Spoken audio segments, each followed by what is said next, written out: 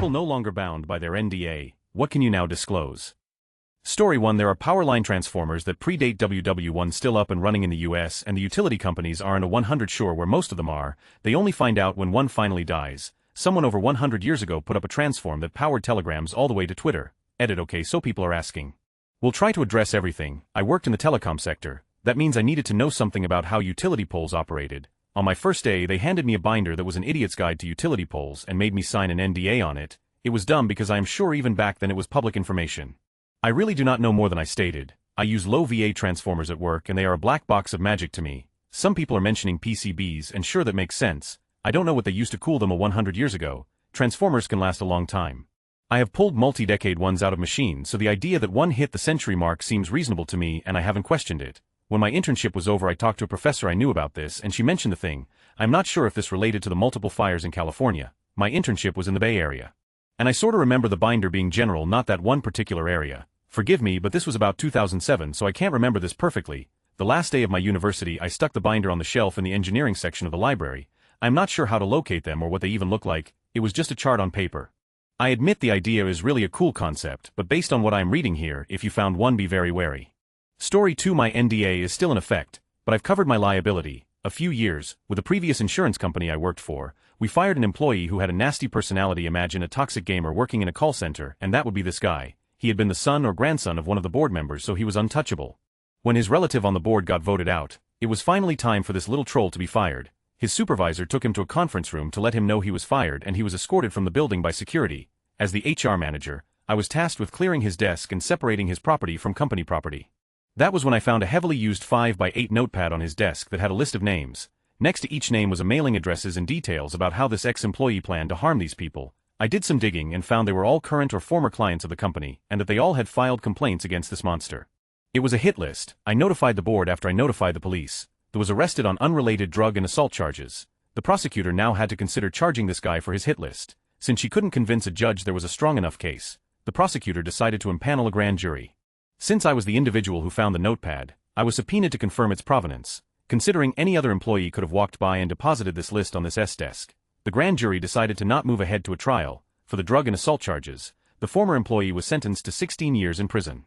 As a witness, I wasn't issued a gag order regarding the grand jury investigation. However, my work did order me to sign an NDA to protect the clients who were on that hit list. It was really just to cover up that they were in any danger. I signed and then quit as soon as I got a job offer with another company. Those bastards on the board cared more about their profit margin and public image than they did about people's lives. If they figure out I'm violating that NDA, there's not much they can do. They know antagonizing me with a lawsuit would only lead to me telling the media, naming the company and ruining their public image. Edit. For clarification, the reason I signed the NDA was because I needed access to my office computer so I could look up the most recent contact information the company had for the people targeted on the hit list. I then gave that contact information to the prosecutor and her investigators. They just tracked down the last person this year, and everyone is safe and accounted for. Story 3. A recently hired employee trapped a secretary in a bathroom at the company Christmas party and raped her. He was caught in the act, sentenced, and will serve a long jail term. All the employees who knew about the details were forced to sign strong NDA and ordered not to talk to any other employees. No one was told why the guy didn't show up for work ever again. The victim was offered a generous payout and never came back to work. HR put out a story that she was taking time off for personal reasons, and her coworkers were never told why. Everything was hushed up as much as it could be. The company changed from open bar to drink tickets for all future company events. Story 4. When Chili's first got their Awesome Blossom, there were no machines to cut the onion, so we did it by hand. I had to sign an NDA before they showed me how to do it. This was in November 1990, FT Worth, TX. Story 5. Used to work in a warehouse where we made feminine hygiene products. The pads came out of one machine into several different branded boxes, both the nickel gas station pads and the $10 a box pads. Also, we had one product of pads where we imported them from China, then repackaged them into our own boxes. I didn't have a problem with that. The problem I had was the box had an emblem saying Made in America. Would have been okay if it said Assembled in America, but no. Story 6. I used to work for a company that tracked ticket sales for theaters across the US. By contractual agreement with Hollywood studios, we collected information for approximately 80 of theaters, but we were not allowed to collect that last 20. Why? You may have heard of Hollywood accounting. Hollywood studios work very hard to ensure their accounting is as beneficial to the studios as possible. No surprise, all businesses do this. But Hollywood has unusually high amounts of money in very narrow products, creating a distorted market. And the industry is rife with films grossing obscene amounts of money but not reporting a profit because our company couldn't collect that last 20 of theater data. It wasn't possible to absolutely say that a movie made X number of dollars, So, I can't prove it, but... On Friday, June 21, 2002, the movies Minority Report and Lilo and Stitch were both released to great fanfare. Minority Report's opening week was reported at 35,677,125.27. Zero of total gross. Lilo and Stitch's opening weekend was reported as 35,260,212.24. 2 of total gross. This is a lie. Lilo and Stitch earned more money than Minority Report its opening weekend.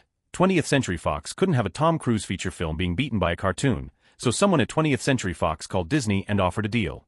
Since the full amount of money earned couldn't be proven, Fox would announce that Minority Report was the top earner for the weekend. In exchange, we never knew what the exchange was. We simply knew that Minority Report was reported as the top earner and Disney received some benefit for not saying anything. And then there was the shitstorm of Geely later, but that's another story update technically. I could have said this much earlier because when the studios found out our company wasn't handing out NDAs to employees, the studios were not happy. You do not make Hollywood studios unhappy, so the company quickly rushed to get NDAs out to everyone. They were distributed per team. They were distributed the week that I was switching teams, so both my old and my new team assumed I had an NDA when I didn't. I never bothered to correct their error. Update 2 by request. Hey, race the Geely story. Story 7. When I was tech before I was a vet, I worked in a lab that mostly tested animal meds on animals, flea products, heartworm meds, etc. We had one product in testing for human medication though, which was an injection that supposedly was going to shorten the need to wear retainers after having braces. Of course, to test that, we needed animals that had worn braces long enough to replicate the changes that happen to human mouths that have had braces. What I'm getting at was that some days it was my job to brush the mouths of like 50 beagles that all had braces and make sure the wires and brackets were in place and not causing any trauma to the lips or gingiva. The image of dozens of goofy little dogs clacking around me in circles around the lab, super excited to see me, doing their ridiculous beagle howls and flashing their braces as they did so, will never leave my brain.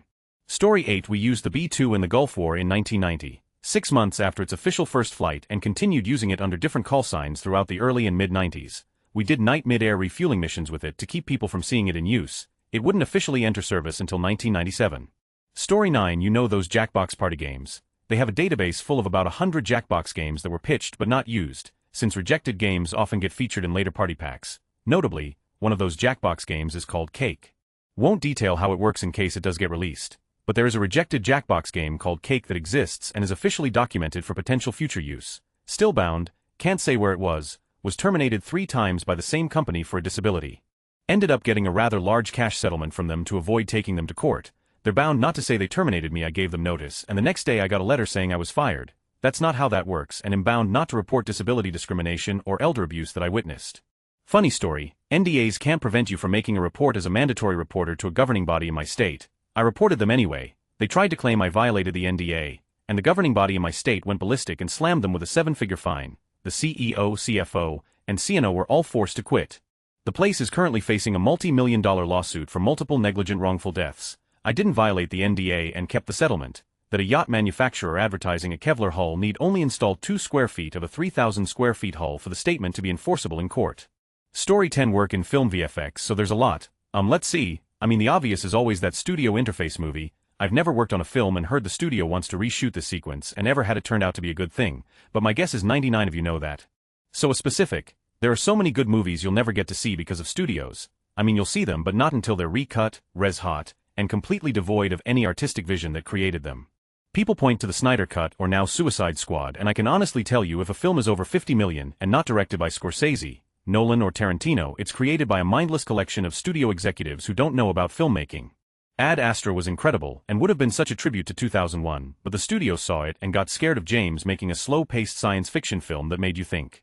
They pulled it from him, made a mess when it was given to a second editor because he wanted to add 15 million in new VFX shots, then given back to James to fix. But with this new direction, Woman in the Window was interesting and, while not a great thriller, something that was decent and thought-provoking. Think Shutter Island. But 3 test audiences in New Jersey, a second distribution company Fox to Disney, and a second director for massive reshoots created the shitshow that was unloaded on Netflix. There are several big-time films that'll never see the light of day because the studio bought them and is sitting on their release.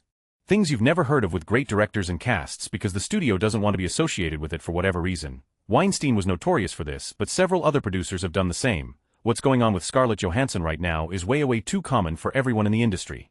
Only difference is she's above being blackballed and has the money to pay for the lawyers needed to defend her. Finally, just know if you go to a film and say how did they not fix that shot, realize the director wanted to, we just didn't get approval, or who comes up with this, it probably wasn't until the studio got involved.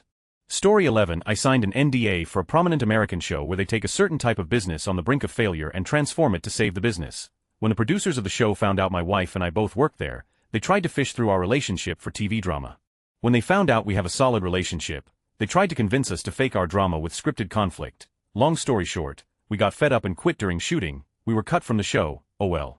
Story 12. Amazon is probably here, but I'm saying it anyway. The reason why people in bottles is that they are fighting against TO time off task. If in a week you accumulate a combined total of 15 minutes of non-working, not break away from your station, you're reprimanded or more likely fired, so walking away to PTOT. Slightly late to station due to high foot traffic, TOT, stop at U station for a breather because it's hot, you're tired or sick, TOT. The above plus the strict metrics and constant oversight of the lead staff makes working there feel like you are a machine. It reminds me of film representations from the 20s about the sadness of the future's poor. Story 13. I used to work in a call center that had Bayer Advanced. Yes, that Bayer is a client. Bayer knows full well that their neonicotinoid-based pesticide gardening products killed bees and were responsible for colony collapse. We were instructed to bold-faced deny and/or lie to the customer or caller if we were ever asked about it. We were also instructed to lie about the spray nozzles on the bottles. Bayer knew they sucked and were almost always completely DOA defective, but they refused to admit it and decided it was cheaper to just keep mailing replacement nozzles. Story 14. The sequel trilogy had a plan. You can even see the narrative coming over the hill for the final stretch in the closing moments of The Last Jedi. Kylo Ren was supposed to die evil. He was literally supposed to be an embodiment of the antithesis of the hero's journey. Like if Luke Skywalker was born evil and had to resist the light to become ultimate evil, it would be Rey's one great failure. She could not save him. It was supposed to be a message to young girls that just because you want to fix someone doesn't mean you'll always succeed. However, TPTB chickened out when they saw how huge the Reylo fandom was and scrapped their plans for 9 and hired JJ to out whatever the rise of Skywalker was. I cannot wait for the tell-alls to be written about the making of that trilogy. I have tons more details about what went down too, like Driver only being down for the role if the ending stayed the same and how pissed he was when it changed. Story 15. Just a friendly reminder that under no circumstances can an NDA prevent you from disclosing a crime. The contract is not legal in that case and the NDA is dismissed, so if your boss made you sign one to not report them for something illegal, you can absolutely report them. Story 16. I was Guy Fieri's body person for 6 months. This involved a lot of personal assistant booking travel air, Ubers in a pinch. Dude usually rode around in all black sedans, confirming what the advanced teams did before Guy gets there. Most of my job was to handle his personal life when he was on the job. I had to sign 3 NDAs, but I'm only sharing what happened on the show. Guy gave me the impression he really didn't like what he did. Every morning he would say more of this bullshit, even on so-called buffer days when we had an extra day before or after shooting and we had much of the day to ourselves. After 3 weeks of working with him, I figured out that Red Bulls are his binky. He's got some crazy ADHD, so the caffeine really didn't faze him. When he would get stressed out, head rage up a little, but then head completely shut down. A Red Bull just made him calm again. Guy does not remember that, he says. People walk up to him and joke about Flavortown and head look at me after the fact and ask what's Flavortown. I had to remind him that he came up with that. My favorite was someone who went on a cruise. Apparently Carnival Cruise Lines has Guy's restaurants.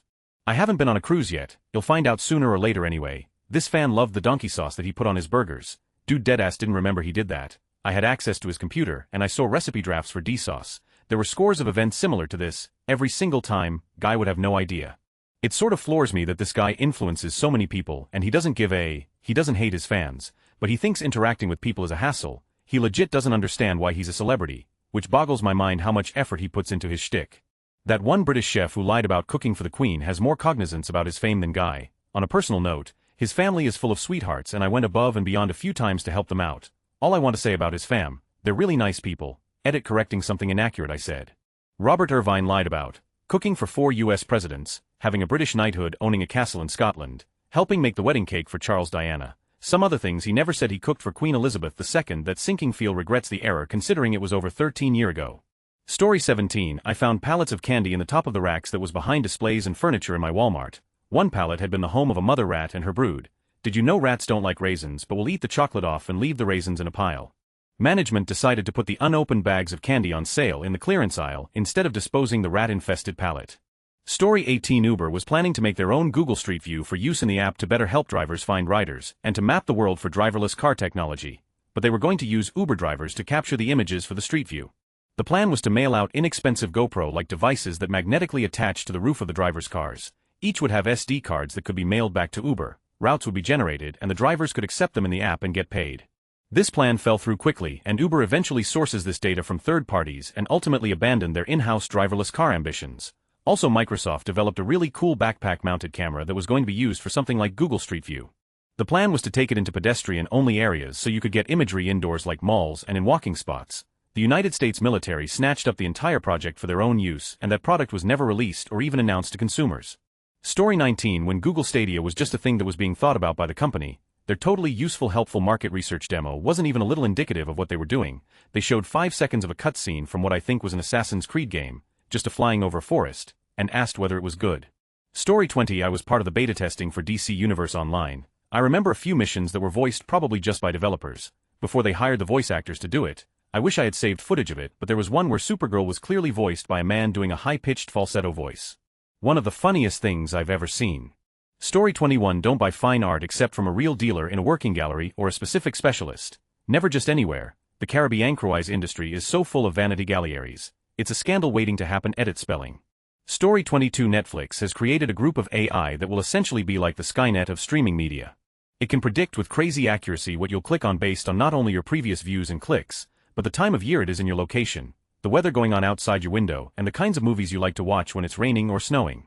It figures out your likely holidays celebrated, your favorite colors, typefaces, and genres. This leads into the marketing AI. They have created an AI-driven software that creates movie posters and promotional art for a film or show appear to be whatever genre they want. For instance, ITLL create artwork for an action movie that makes the movie look like a rom-com if you're into rom-com and not actions. It's literally an automated super smart Photoshop-like computer just for filmed artwork. Story 23. I worked as a freelance 3D animator and did a lot of Kickstarter projects. Everyone had their own $1 million idea, and loved to blast you with NDAs to keep you from stealing their idea. Anyways, one guy wanted to basically make a type of smart belt that just played videos, and was convinced he was going to sell it to Gucci. The guy was super nice, paid really well, and was a joy to work for, but had no business sense. Well, the NDAs expired, and the Kickstarter page seems to be erased from the internet. So hey, race the trailer. I ended up edited out some bits to remove guy's personal info. Basically the belt was physically impossible to manufacture, but he wouldn't let me alter the design to fix it. Made for some cool shots for my demo reel though. Story 24. I work for a moving company and we work with a women's shelter often enough. Typically women escaping abuse will have the shelter hire us to go in and get their belongings, sometimes with police company, and all the movers sign NDAs to protect the women from letting their new addresses slip. I can't disclose anything that interesting, but I want to take the opportunity to say, those people who jump at the slightest sound, the littlest surprise, be nice to them because you don't know whether they are just jumpy naturally or if there's a reason they are like that now. Story 25. Unless things have changed drastically, that popular restaurant being accused of selling not tuna really is actually selling tuna. And not cheap stock either, it's just masked by a shitload of mayonnaise.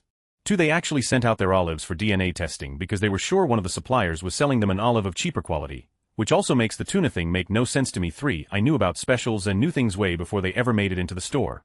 We'd start testing the stock at least 6 months before a promotion started, for shady hiring employment practices were the norm, similar to what FedEx Ground was accused of in a lawsuit from about 7 years ago. Edit OK. So, I was quality assurance. I knew the menu and food items inside and out, with and without sauces. Things that were experimented with that never wound up in stores. The Ace trainer mentioned adding pickle juice to the tuna. Little changes like that became allowed about 8 years ago. It was never said in so many words, but I think the execs were pressured by the few franchisees who owned a good chunk of the stores to allow them leeway. So you might run into some non-standard things offered in stores. Example, in the Chicago area you may see Jardiniera. This may be elsewhere by now. I don't know, where the pickles may taste different better. Oh man, I ate those by the cup. I saw allow because if there is one thing they hate, it's any kind of difference in food between regions and stores. Story 26. Tesla has failed 6 attempts to get their cars licensed for racing by the FAA. I can't say anything past that. But if you feel like checking the registry you'll find they're still not licensed. I didn't enjoy the battery melting under me when we pushed the car to the limits. Not did I enjoy the threat of a lawsuit if I didn't change my report. Tesla, it's a real shame though because I love electric cars. They're 100 the future of motorsports and I really wish there were more batteries capable of emptying at the rate needed without breaking. Story 27. Worked in consulting. Still don't want to share details and still have many NDAs. I know it kind of defeats the purpose of this thread. But one thing I can tell you is the vast majority of time you see a consulting firm start assisting your workplace, heads are about to roll in terms of layoffs. Many times we were brought in to be the bad guys and to implement decisions that management wanted but didn't want to be linked to too heavily. Also, management almost assuredly have a list of employees who would be first to go should something go awry, up to them. Not sure if I'm no longer bound or not or how common knowledge it is, but living in NYC I was paid to be a fan at a major red carpet movie premiere for a popular film franchise. 100 of the people that were paid to act excited as famous actors and a very famous director walked out and said hello and did interviews. We were under strict instructions not to let anyone know we were hired. Story 28. Spoiler alert if you are watching Teen Wolf and haven't gotten past episodes filmed in 2013, but The character of Allison Argent will be killed off. I was on set when that death was being discussed by cast members and was therefore required to sign an NDA that made me liable for something like $2 million in damages if I disclosed what I knew before the air date. Genre TV takes its spoilers seriously. Story 29. I had to sign an NDA before working with Sears. It was basically saying I wouldn't talk about the tactics they were using to survive in a changing world. That didn't age well. It was difficult to keep a straight face during orientation, but I knew they were going to be bankrupt in a few years. The writing was on the wall, but at the time I needed the job experience. We also had to sign a non-compete agreement, which I laughed at as well, internally of course. Story 30. The lead single off of Taylor Swift's third album is called Mine. I went to a taping where she performed the song prior to its release in the summer of 2010. I was 18 and signed an NDA. I had no one to discuss it with until the single came out a few months later. Story 31. Your phone company doesn't always comply with FCC regulations involving the recording of phone calls. A lot more may be recorded and insecurely stored than you realize. Story 32. Not my own but from a family friend. Coca-Cola and Pepsi regularly settle disputes behind closed doors on things like employees trying to quit and join the competitor. Their employment contracts have entire clauses stating you cannot be employed by the competing companies even after you quit, so to protect company intel and confidentiality. For example, a Coca-Cola employee feels like he's being mistreated by the company, so he quits and tries to work for Pepsi. So Pepsi's legal team will inform Coca-Cola as soon as they find out, and Coca-Cola will sue the guy for breach of contract, and in return Pepsi will pay them. This is done so Pepsi and Coca-Cola don't sue each other into bankruptcy for breach of laws regarding industrial competition and market regulations. Basically a peace treaty of sorts. Story 33. YouTube is the most unethical platform on earth. If you are a high-value account, most of the policies of YouTube won't touch you. For example, there was a Brazilian kid twerking with his small sister that was dressed very provocatively. Normally YouTube would take down this video for minor sexualization, but because the account had some millions of followers, not only it remained live on the platform, but also had a safety net, in case a stupid agent tried to take it down. 2. Every day there are thousands upon thousands of very horrible videos being uploaded on YouTube, and it's up to a human being to go through them and take an action. As you can understand, a lot of agents develop depression, anxiety, PTSD, and other mental problems due to the nature of the videos they are watching. Story 34. A girl I worked with at Starbucks put a sleeping pill in a regular's venti mocha. My coworker was an absolute, and I never knew why she decided to inform me of what she had done, but I definitely told upper management almost immediately, and she was let go and I was told to keep quiet. The regular was a huge, but I would just decough her. Not literally put her to sleep. Story 35. Some tech companies don't want their products to be better. I started working for a parking technology company as their IT PM. Our installs improved drastically by using my military background to design, document, deploy, rinse, repeat, plus I was a slave, so I worked 70 hours a week.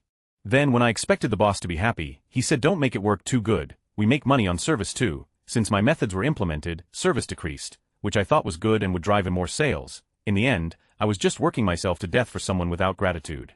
Story 36. I worked on a legal survey for a lawsuit over the murder of Philando Castile back in 2016 that was conducted by dialing various people across the US and asking them various questions. One of which was an open-ended question where they were invited to describe any incidents of police brutality they had personally experienced or witnessed, which the interviewer was then supposed to type word for word. I worked both an interviewer and as a quality assurance professional, which meant it was my job to go through completed surveys and check spelling and grammar errors as well as check to make sure the information being entered was accurate. So if any of the open-ended typed responses didn't make sense or seemed like they were typed incorrectly, I would go back and listen to the survey and retype the response exactly. On this particular survey, since it was so important legally, we had to go back and listen to every open-ended response, something we normally would only do like 10 of the time. There was one response where the surveyed man had described an incidence of racial profiling and police brutality based on the fact that he was Latino. The interviewer didn't type any of it and just typed no as the response. We went back and listened to every survey that individual had conducted on the project, and she had been intentionally coding responses incorrectly to twist the data into a more positive opinion of police in general. It was clear she had a bias that she was expressing in the incorrect coding. She was removed from the project, and we edited her survey input to reflect the actual responses.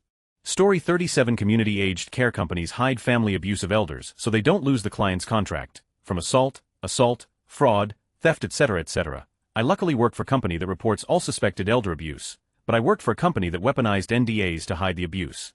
Story 38. Xfinity Internet officially sucks, not that's any secret. Buy your own equipment and stop paying then rental fees, along with any XFI advanced security feature charge bullshit they offering you company-wise. They know you a sucker. Edit. Why is this under NDA? I'm a former Xfinity software developer who worked on gateway firmware updates designed to slow down your network to make you think outside forces were the cause, thus trying to sell you an advanced security package that negated the intentional slowdowns under the guise of network security. And now I can talk about it. Story 39. We had an employee that was constantly calling in sick. Twice, we had to call an ambulance to work because of her heart palpitations. Her fellow employees told us that she would call them that night to go shopping. After being removed by ambulance hours earlier, there were a lot of rumors of drug use. She would show up the next day like nothing happened the day before. There was drama about her having to pay the ambulance bills first, before our health plan would reimburse her. Her stoner boyfriend got fired from the company, which just ramped up her emotional distress and inability to show up for work. Our manager decided to cut our losses and package her out. He was finalizing her termination package, which would have included a severance payment that would have solved their short-term money problems. When she quit, I saw her a couple of years later on an airplane. I didn't tell her what she missed out on. Story 40. I came up with an idea for a TV show that followed a women's basketball team through a season while employed by them, and after submitting a pilot to a large production company, they colluded with the athletic department to take the name and concept but use it for the men's basketball team because, in their words, no one cares about women's basketball. I had equipment, people, and funding set up, and no one that knew clued us in. We found out from Twitter when the men's team announced it with the production and distribution company, got offered a job with them later but quit media altogether and taught high school for a few years. Now I'm back making content. Story 41. An Aussie no-named company is building the largest gold vault in the world. In Dubai, it will be 20 stories below ground, and above ground will look like an everyday shop. To build the whole, they have built a covering structure over so no one sees what's happening. Story 42. Not actually under NDA, but the information is, the manager of the educational wing of a big company in my country that I worked for during my apprenticeship had, probably multiple times already, invited graduates, all of them of age, doesn't make it better though, to his house for dinner, and then drugged and raped them. He was immediately arrested and fired, but this would have made national if not global news. Story 43. Pretty sure I'm still under the NDA, but when you donate your body to science, you're doing great things, but holy can that be a real gut punch for those of us learning with the use of said body, packing wounds, anatomy, using new medical interventions items. I learned a lot when I got the chance to do a lesson that involved working with the human body. It isn't pleasant, and I can see how someone on the outside, or even that person's family members, would not be okay with it at all, but donate your body, seriously. They had told us they had issues with being able to get bodies of younger, healthier individuals, and that was limiting how well they could teach. Packing a wound on a 300+ pound person, or someone less than 100 pounds, isn't realistic for what we're doing. Still a valuable lesson, just would have been better if we had healthier individuals.